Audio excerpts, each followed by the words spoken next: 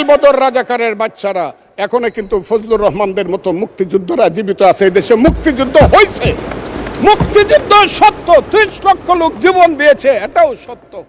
আমি আজকে আপনাদের কাছে প্রশ্ন রাখতে চাই, 5ই আগস্টের পরে কি হলো? আমাকে একটু 5ই আগস্টের পরে কি হলো আপনারা জানেন? এইখানে ইউনূস সরকার ছিল, আমি শিল্পকলার সামনে থাকি, একটা গান হইতে পারে নাই, একটা নাটক হইতে পারে নাই, একটা লালনের গীতি হইতে পারে নাই, একটা বাউল গান হইতে পারে নাই। সব কিছু কালো শক্তি ধ্বংস করে দিয়েছিল। তারা বলেছিল কোন মুক্তিযুদ্ধ হয় নাই, 47-এর যুদ্ধ হয়েছে, আর 24-এর যুদ্ধ হয়েছে, আর 71-এ গন্ডগোল হয়েছে। সেই দিন মুক্তিযোদ্ধা হিসাবে আমি বলেছিলাম, আমি বলতে পারবো কিনা কথাটা আমি হতভাগা ফজলুর রহমান বলেছিলাম, জামাত জোট যদি মেজরিটি পায় তাহলে আমি বিষ খাবো। 3রা ডিসেম্বর 1971 সনে আমাদেরকে সহযোগিতা করার জন্য অংশগ্রহণ করেছিল এবং তার হাজার হাজার সৈন্য এই মাটিতে রক্ত দিয়ে গেছে। এবং যে ইন্ডিয়া আমাদের দেশের স্বাধীনতার জন্য বঙ্গোপসাগরে যে 7ম নৌবহর এসেছিল, আমেরিকার বিশ্বযুদ্ধের রিস্ক নিয়েছিল, আমাদের জন্য সোভিয়েত ইউনিয়নের মতো তিনটা ভেটো দিয়েছিল। তা না হলে আমাদের দেশ স্বাধীন হতো কিনা সন্দেহ ছিল।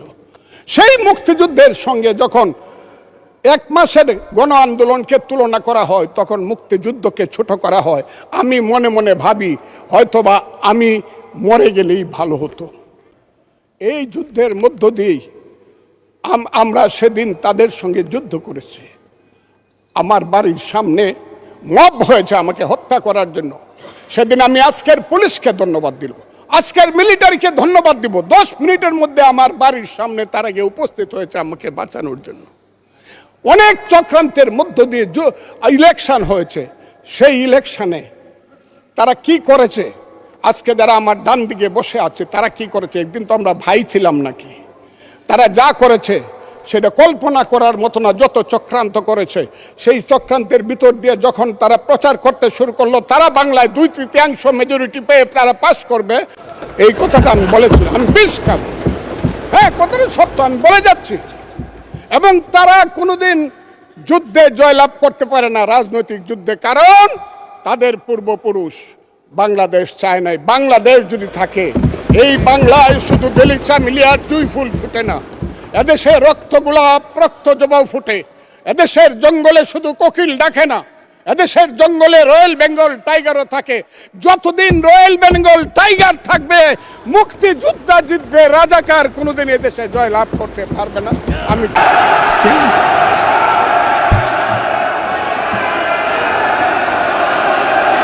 সদস্যবৃন্দ,